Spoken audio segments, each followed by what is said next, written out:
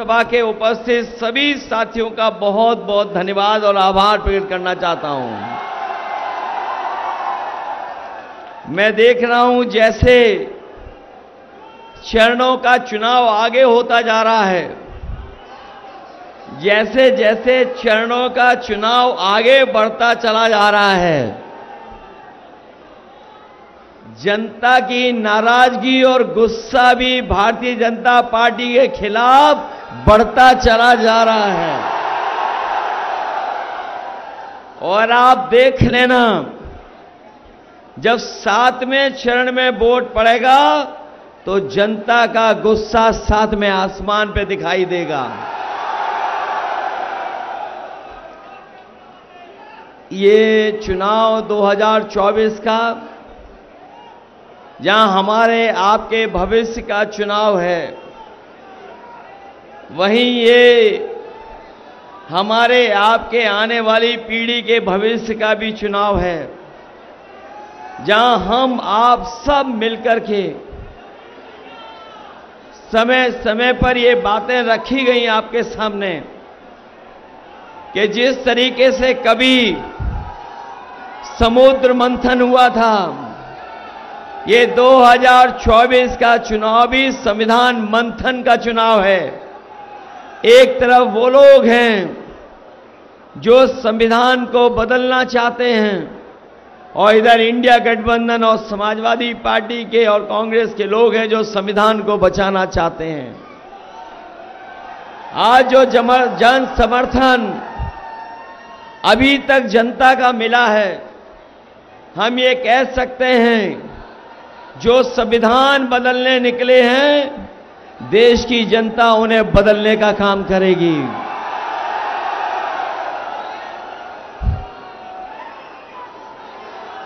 बाराबंकी का चुनाव तो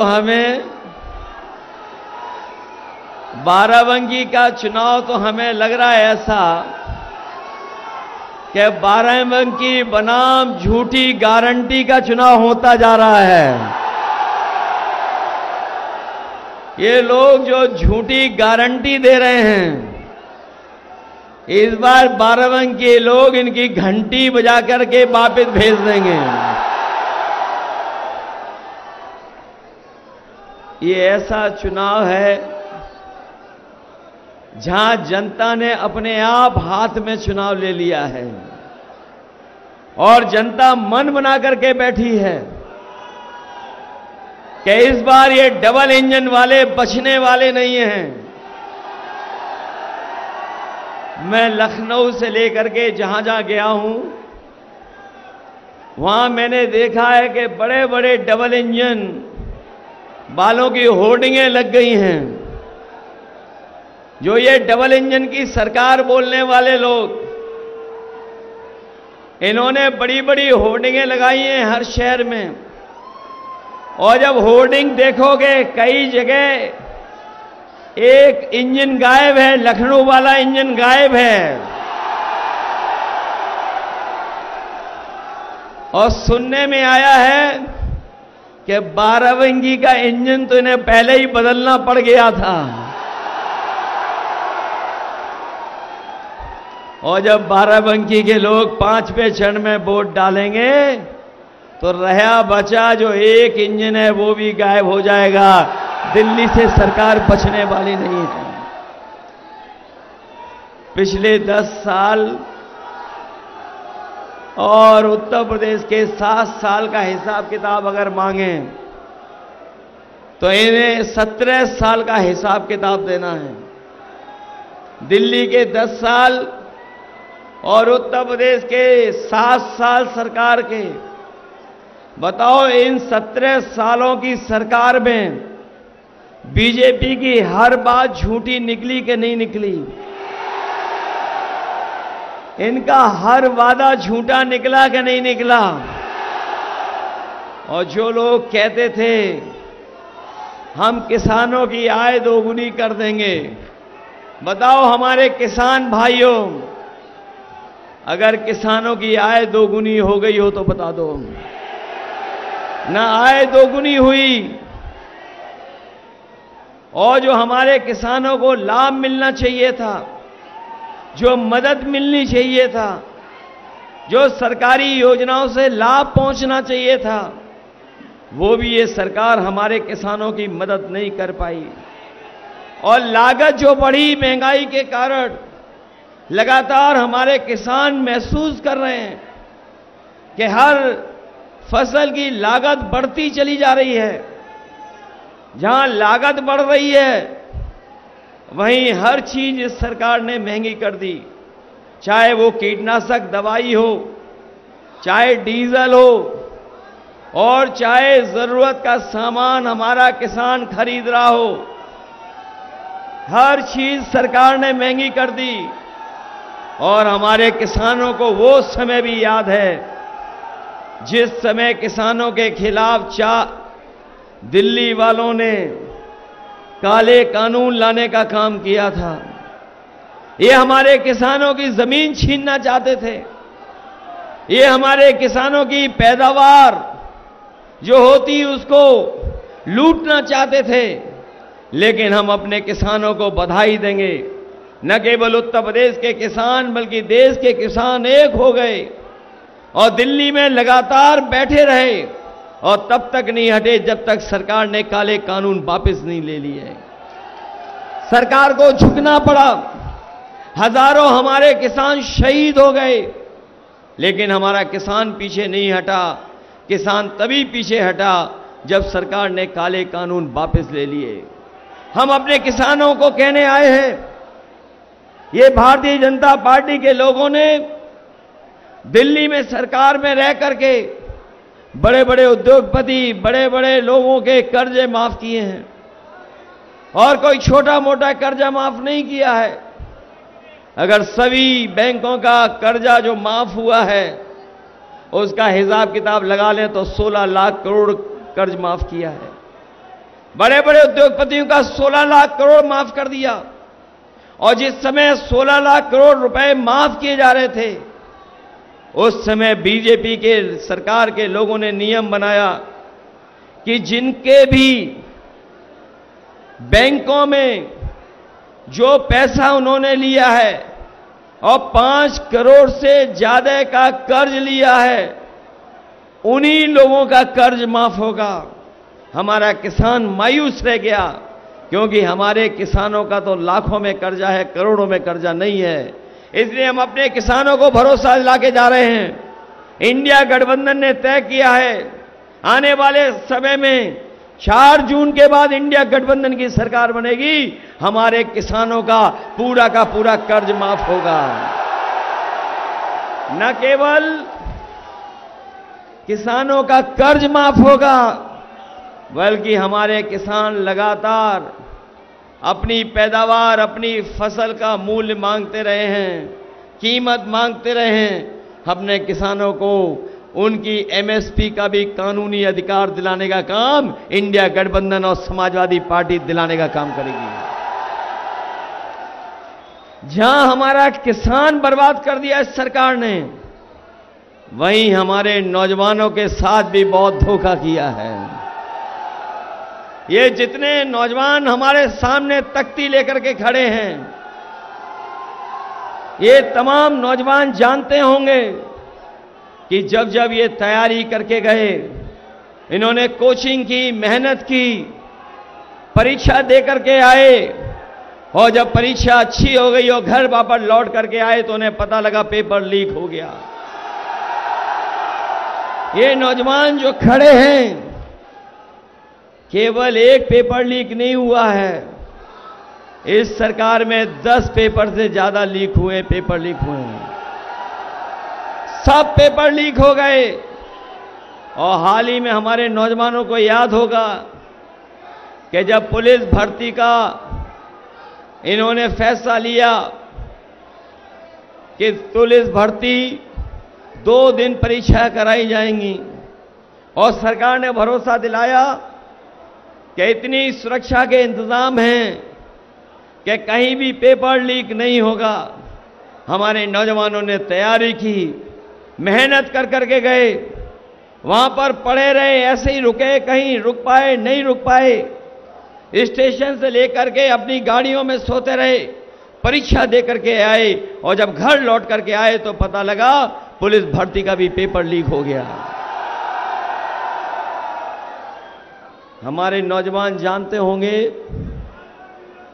कि इस सरकार ने कोई परीक्षा नहीं करा पाई।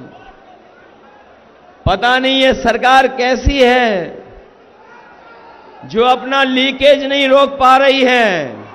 हर पेपर लीक हो रहा है इनका।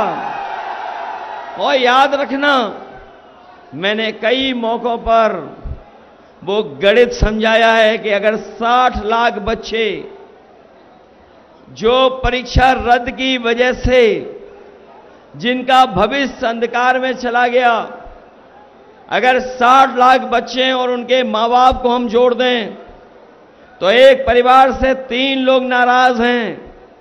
और अगर 60 लाख ऐसे नौजवान हैं जो परीक्षा नहीं दे पाए, जिनकी नौकरी इन्होंने छीन ली, तो पूरे उत्तर प्रदेश में अगर हम 60 लाख का गुणा 3 से कर दें तो 1 करोड़ 80 लाख होता है।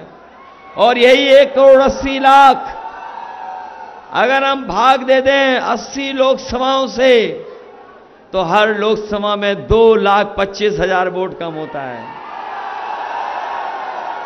बताओ, 1 करोड़ 80 लाख का अगर भाग दोगे 60 लाख से तो कितने हुए?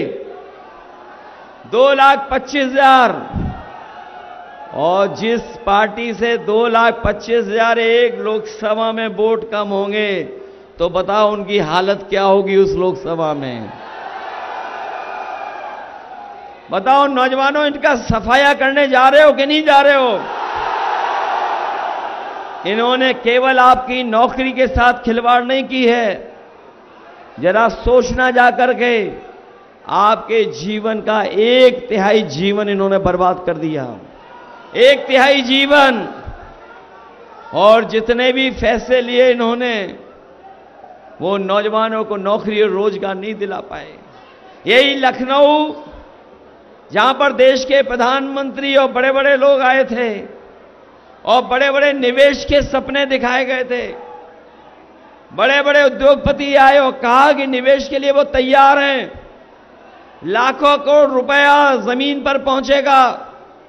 बताओ हमारे बाराबंकी के लोगों, आपके बगल में राजधानी में प्रधानमंत्री, राष्ट्रपति सब आए थे और लाखों करोड़ का निवेश का सपना दिखा गए। अगर बाराबंकी में कोई निवेश हुआ हो तो बता दो हमें। और न निवेश किया, जो योजनाएं समाजवादी सरकार में चल भी रही थी उन तमाम योजनाओं को इन्होंने बर्बाद कर दिया।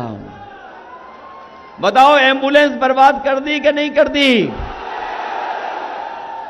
और ये 100 नंबर वाली गाड़ी जो 112 कर दी, जब से सरकार ने 100 से 112 किया, जब से 100 से 112 नंबर बढ़ा दिया, हमारे खाकी वर्दी भाइयों को भी लगा कि उन्हें भी अपना रेट बढ़ा देना चाहिए। और अगर आज फोन करते होगे तो एक से वसूली नहीं करते, दोनों पक्षों से वसूली कर लेते हैं। और हमारे नौजवान साथियों, आपको याद होगा, न केवल आपकी परीक्षाओं के पेपर लीक किए हैं, बल्कि अग्निवीर की नौकरी भी इन्होंने 4 साल की कर दी। ये 4 साल की नौकरी ऐसी है कि अगर कोई नौजवान अग्निवीर की नौकरी में गया और शहीद हो गया तो उसको शहीद का दर्जा नहीं मिलेगा, जो सुविधाएं होती हैं वो भी नहीं मिलेंगी। और याद कीजिए, नेताजी ने कभी फैसला लिया था कि अगर कोई शहीद होगा तो उसका पार्थिव शरीर अंतिम दर्शन के लिए पूरे सम्मान के साथ घर परिवार के बीच में लेके जाया जाएगा। अगर अग्निवीर होगा कोई तो उसको आखिरी समय पे भी ये सम्मान नहीं दे पा रही सरकार। हम अपने नौजवानों को कह के जा रहे हैं, जिन्होंने ये अग्निवीर व्यवस्था बनाई है, समाजवादी और इंडिया गठबंधन की सरकार बनेगी, अग्निवीर व्यवस्था हमेशा हमेशा के लिए खत्म हो जाएगी और पहले जैसी नौकरी होगी। पक्की वर्दी के साथ पक्की नौकरी होगी। ये आगिनी वीर वाली आदि अधूरी नौकरी हम स्वीकार नहीं कर सकते। ये तो अभी फौज के साथ हुआ है, ये तो अभी फौज के साथ हुआ है। ये बीजेपी वाले आ गए तो हमारे खाकी वर्दी पहने हुए भाई लोगों की भी नौकरी 3 साल की कर देंगे ये लोग। इसलिए सावधान हो कि नहीं सावधान? ये तो बेचारे वो लोग हैं जिनके जबरदस्ती वैक्सीन लगा दी गई। पूछो, आपके बगल में खड़े होंगे, पूछिए जबरदस्ती वैक्सीन लगी कि नहीं लगी इनके। और अब वैक्सीन वाली कंपनी कह रही कि हम वैक्सीन वापस ले लेंगे। बताओ अब शरीर से कैसे वापस ले लोगे? बताओ ये हमारे आपके पीछे पड़े कि नहीं पड़े, जान के पीछे? न केवल ये हमारे आपकी जान के पीछे पड़े हैं, बल्कि ये लोग संविधान के पीछे भी पड़े हैं। इसलिए जान बचाने से लेकर के हमें आपको संविधान भी बचाना है। ये जो शिक्षक भर्ती है, इस सरकार ने कोई शिक्षक भर्ती नहीं की, और अगर शिक्षक भर्ती हो भी गई होगी तो ये हमारे 69,000 वाले शिक्षक भर्ती वाले जानते होंगे इनके साथ कितना भेदभाव हुआ है। कितने सालों से ये लड़ रहे हैं और आज भी इनको न्याय नहीं मिला है, इनको न्याय नहीं मिला आज तक। इसलिए हम अपने जहां समाजवादी सरकार में हम लोग शिक्षक भर्ती के लिए मौका देंगे, वहीं हमारे 69,000 वाले जो शिक्षक हैं जिनके साथ भेदभाव हुआ है, इनको भी न्याय दिलाने का काम समाजवादी लोग करेंगे। ये जब बीजेपी को सरकार बनानी थी तो गरीबों को ये राशन दे रहे थे, और राशन में दाल भी दे रहे थे, कभी कभी चना भी दे रहे थे, रिफाइंड तेल भी दे रहे थे, नमक भी दे रहे थे। और बताओ राशन में आजकल क्या क्या दे रहे हैं ये लोग? क्या दे रहे हैं राशन में? ये जो राशन में कोई नई चीज पौष्टिक बहुत है वो दे रहे हैं। बताओ राशन कितना घटिया दे रहे हैं आपको? बताओ घटिया राशन दे रहे हैं कि नहीं दे रहे हैं?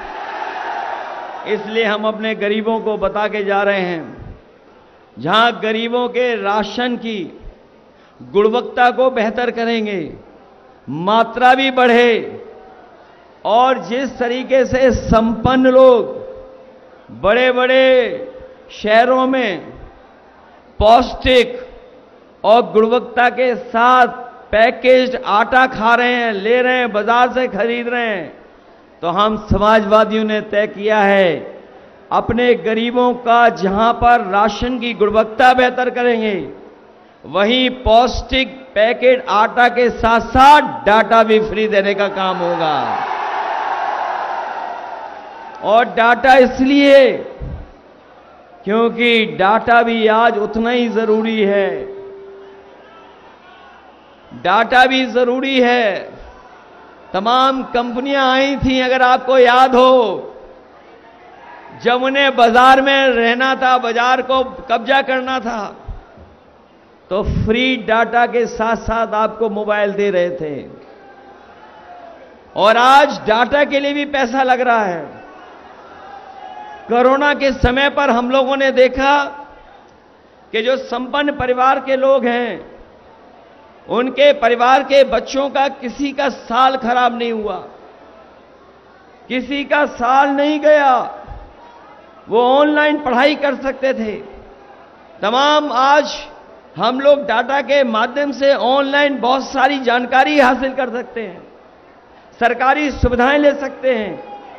पेपर अगर हमें भरना है तो हम बहुत सारी चीजों को उससे कर सकते हैं। इसलिए समाजवादियों ने तय किया है कि आटा के साथ साथ डाटा भी फ्री देने का काम होगा। हमारे साथियों को याद होगा, जब समाजवादी सरकार थी तो हम लोगों ने लैपटॉप दिया था,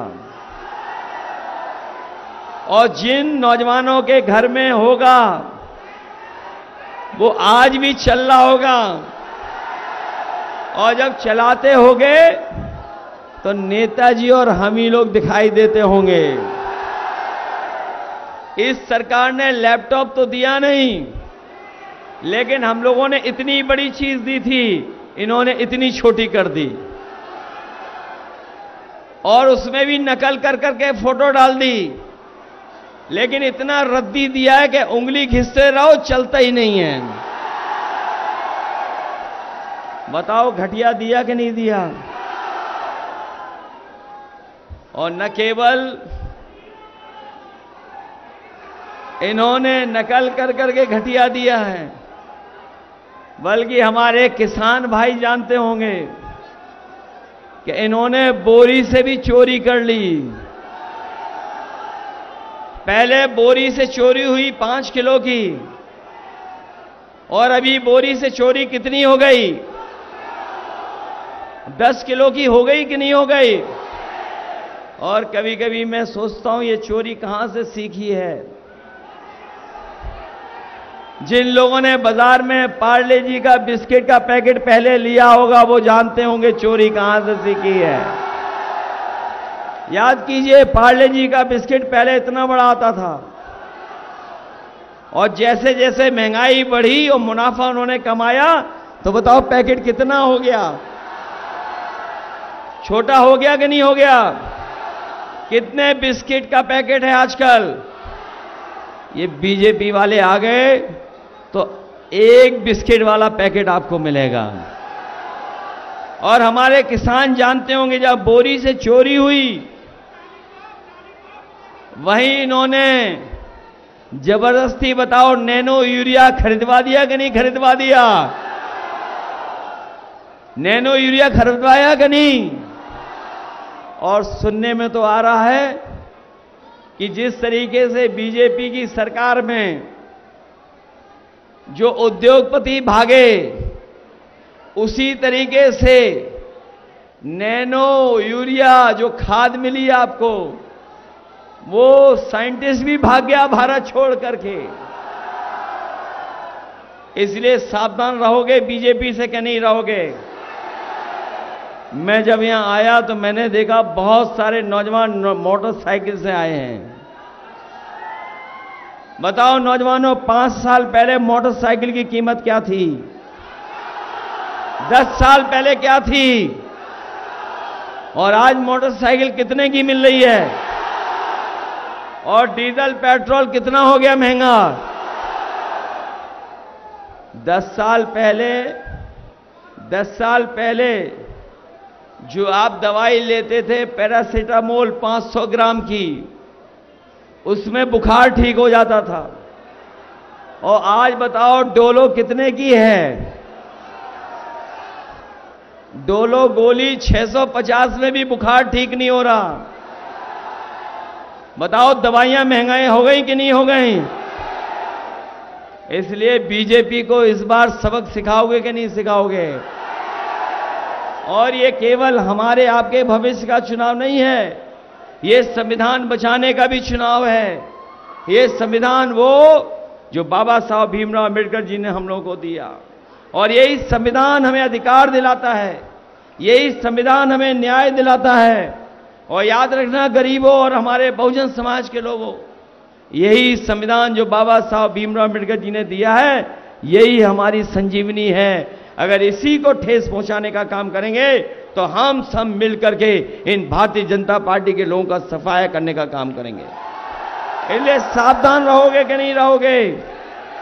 और हम अपने बहुजन समाज के लोगों से भी कहेंगे, इधर राजनीति में आपने देखा होगा बीजेपी और बीएसपी ने अंदर ही अंदर हाथ मिला लिया है। बताओ मिला लिया कि नहीं मिला लिया? इसलिए तमाम वो लोग जो संविधान को बचाना चाहते हैं, आए और सब हमारे नौजवान प्रत्याशी तरुण इन पुनिया जी को जिताने का काम करें। बताओ, इन्हें जिताओगे? इनका चुनाव चिन्ह तो याद रहेगा, साइकिल नहीं है इनका। साइकिल वालों भी पंजा दबाओगे कि नहीं दबाओगे? ये तो बाराबंकी से मुझे लगता है न केवल जीत होने जा रही है, न केवल जीत होने जा रही है, जो जानकारी मिल रही है वो बता रहे हैं कि रिकॉर्ड मतों से जीतने जा रहे हैं। ये बाराबंकी वो धरती है जो हमारी गंगा जमुनी तहजीब को आगे बढ़ाने का काम करती है, हमारे भाईचारा को आगे बढ़ाती है। ये धरती वो है जो मिली जुली संस्कृति को हमेशा बढ़ाने का काम किया, और यही बाराबंकी की धरती ने न जाने कितने समाजवादी नेताओं को और ऐसे तमाम महान नेताओं को जन्म दिया जो आज हमारे बीच नहीं हैं, लेकिन हम उन्हीं के रास्ते पर आज भी चल रहे हैं। चाहे वो हमारे राम सेवक यादव जी हों, बेनी प्रसाद वर्मा जी रहे हों, अनंतराम जायसवाल जी रहे हों, और चाहे कांग्रेस के बहुत पुराने नेता जिन्होंने समाज को आगे बढ़ाने के लिए अपना पूरा जीवन लगा दिया, हम उनको याद करते हुए आप सबसे अपील करके जा रहा हूं कि ये 5वें चरण का चुनाव है। 4वें चरण में तो ये धराशायी हो ही जाएंगे, लेकिन 5वें, 6वें, 7वें में इन भारतीय जनता पार्टी के लोगों को आप सबक सिखाने का काम करना। और मेरा नौजवान सही कह रहा है कि बाय बाय बीजेपी वालों।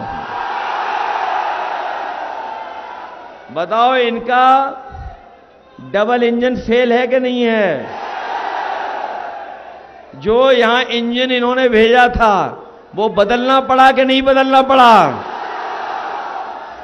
उन्होंने खुद बदला कि नहीं बदला? तो इसलिए हमारे तरुण पुनिया जी को ऐतिहासिक वोटों से जिताने का काम करना। आप सबका बहुत बहुत धन्यवाद और बहुत बहुत आभार प्रकट करता हूं।